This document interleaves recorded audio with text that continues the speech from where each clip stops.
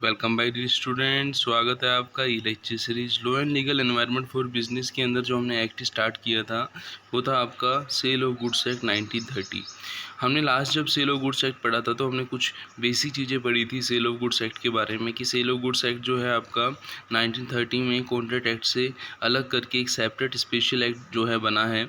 और उसके साथ साथ हमने देखा था कि कुछ सेल ऑफ गुड्स एक्ट के अंदर कॉन्ट्रैक्ट ऑफ सेल होता है, उसके बारे में हमने देखा था कि ब्रीफ में कि क्या क्या असेंशियल वैलिड सेल्स होते हैं, असेंशियल ऑफ वैलिड सेल्स, तो उनको यहाँ पे हम डिटेल में देखेंगे।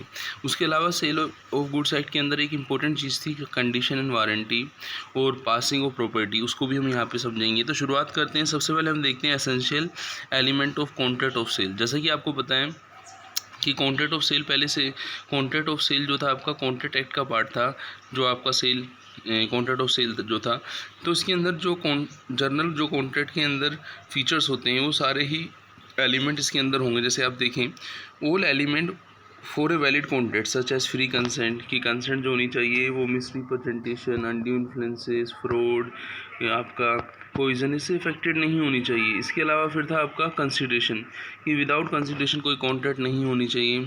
और जो पार्टी होनी चाहिए कॉन्ट्रैक्ट की, वो उनमें कैपेसिटी होनी चाहिए कॉन्ट्रैक्ट करने की, उनका ऑब्जेक्ट भी लॉफुल होना चाहिए, और हर कॉन्ट्रैक्ट के साथ कंसिडरेशन का होना बहुत ज़रूरी है। फिर हमने ये भी देखा था कि यदि इनमें से कोई एलिमेंट नहीं है तो हम ये कहेंगे कि जो कॉन्ट्रैक्ट है essential element of valid contract नहीं रखता, जो कॉन्ट्रैक्ट ऑफ सेल है, तो इसलिए वो आपका कॉन्ट्रैक्ट ऑफ सेल जो है एक वैलिड कॉन्ट्रैक्ट नहीं माना जाएगा। ठीक है ना।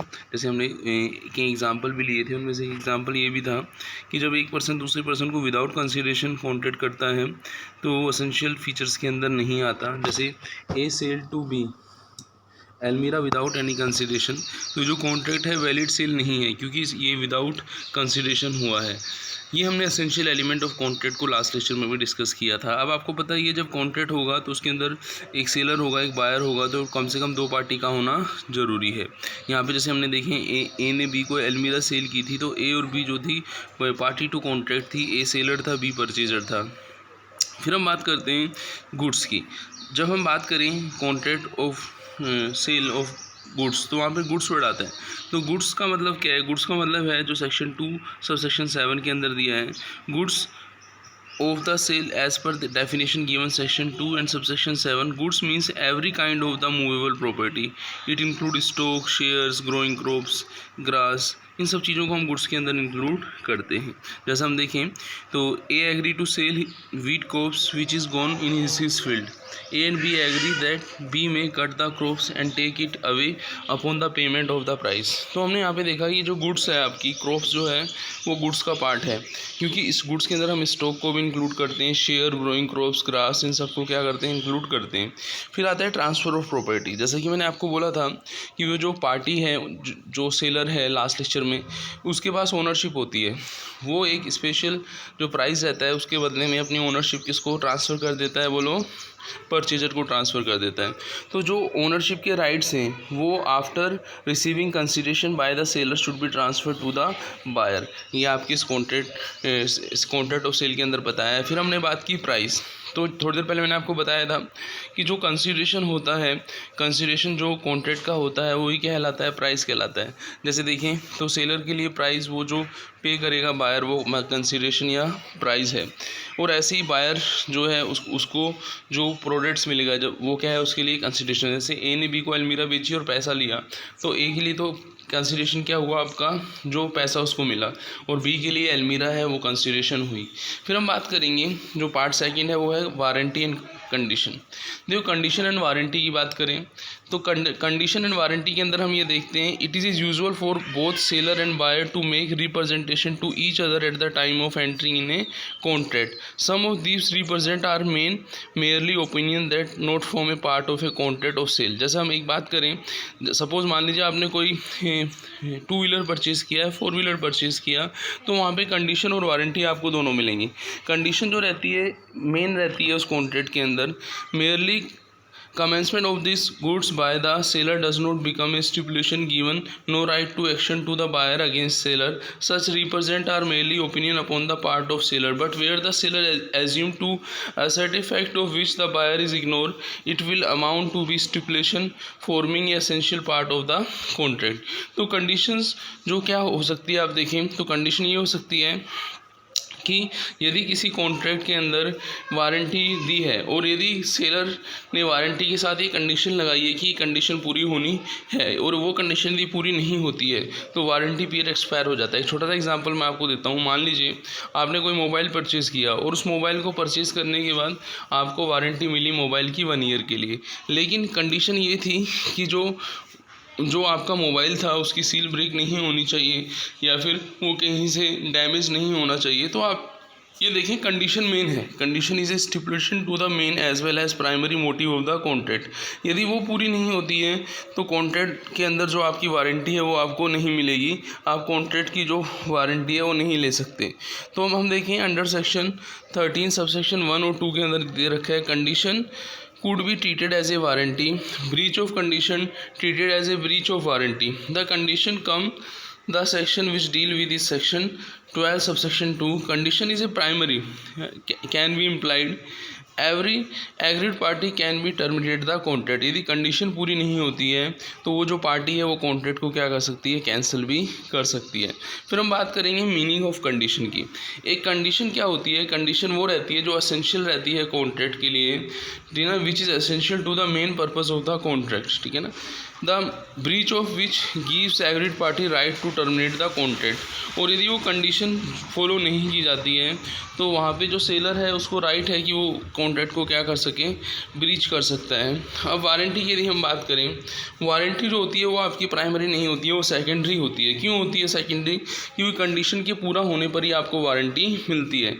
ए warranty is a stipulation which is collateral to the main, collateral का मतलब यहाँ पे secondary, which is collateral to the main purpose of the contract, the breach of which gives every party a right to claim a damage but not a right to reject goods to terminate the contract.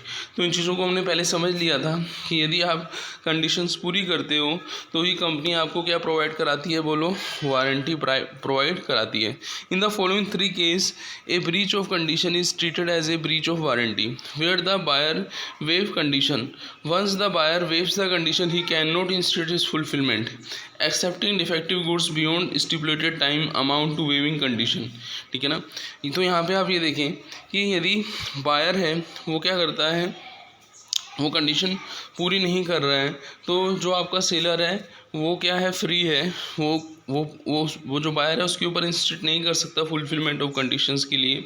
यहाँ पे example भी दिया है, accepting defective goods. यदि accepting defective goods है beyond stipulated time जो है वो पूरा नहीं करता है, उन्होंने जो है डिफेक्टिव गुड्स को एक्सेप्ट कर लिया और जो टाइम दिया था रिटर्न का उसके अंदर नहीं किया, तो यहाँ पे वो बायर जो है सेलर पे इंस्टिट नहीं कर सकता कंडीशन के फॉलो के लिए। Where the buyer elect to treat breach of condition as breach of warranty where he can claim damage instead of repudiating the contract। यहाँ पे हम देखें कि जब बायर क्या करता है, ठीक है ना, ब्रीच ऑफ कंडीशन करता है तो ऑटोमेटिकली उसकी जो वारंटी है वो भी क्या हो सकती है, बोलो, ब्रीच हो सकती है। तो ब्रीच ऑफ कंडीशन जो है ब्रीच ऑफ वारंटी भी ट्रीट होता है। फिर हम बात करेंगे where the contract is severable and buyer has accepted the goods at part thereof, breach of condition by seller can only be treated as a breach of warranty।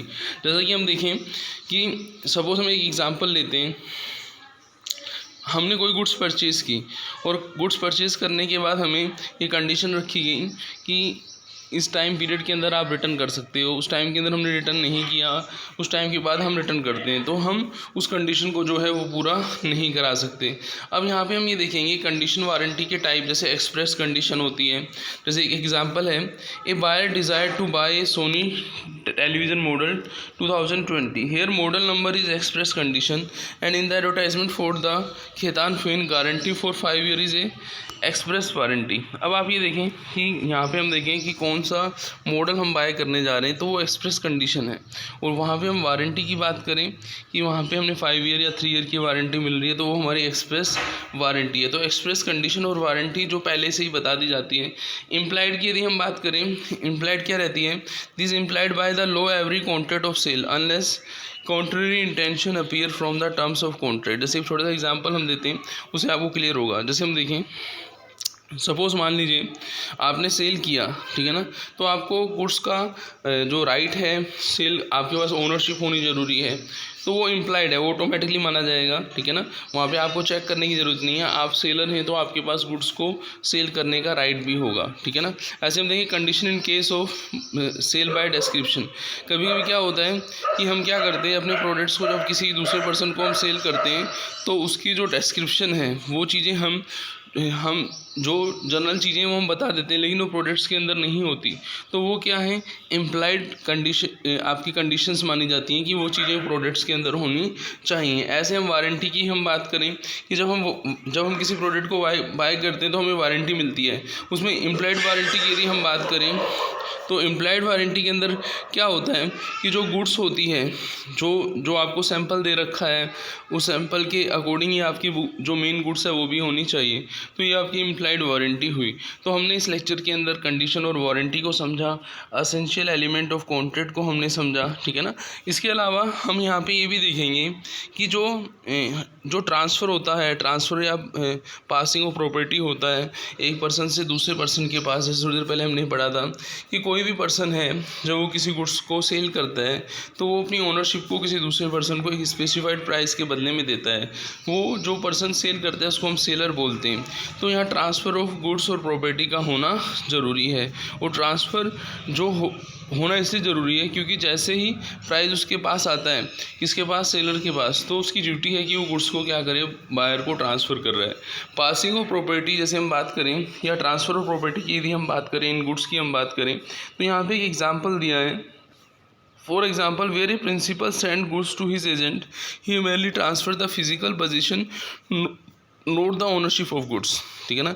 यहाँ पे हम देखें कि कुछ ऐसी स्थिति भी होती है जहाँ फिजिकली ट्रांसफ़र तो हो जाता है, लेकिन ओनरशिप किसके पास रहती है, आपके जो, जैसे हम देखें, आपने एजेंसी का कॉन्ट्रैक्ट जब आप पढ़ेंगे या फिर आपने पढ़ा हो, तो वहाँ पे आपने देखा होगा कि जो आपका प्रिंसिपल होता है वो अपने एजेंट को कुछ चीज़ें बेचता है, लेकिन वो चीज़ों की फिजिकली डिलीवरी करता है, पर उसकी ओनरशिप किसके पास रहती है, बोलो, वो प्रिंसिपल के पास ही रहती है। जब तक वो चीज़ को सेल नहीं कर देता तब तक ओनरशिप जो है ट्रांसफ़र नहीं होती। तो यहाँ पे हम ये देखते हैं कि ओनरशिप जो होनी चाहिए ट्रांसफ़र और प्रॉपर्टी के केस में, वो यदि कंसिडरेशन आ चुका है किसके पास, सेलर के पास, तो उसकी वो ओनरशिप दूसरे को ट्रांसफ़र करता है। नहीं तो जो ओनरशिप है वो आपके जो सेलर है उसी के पास में रहती है।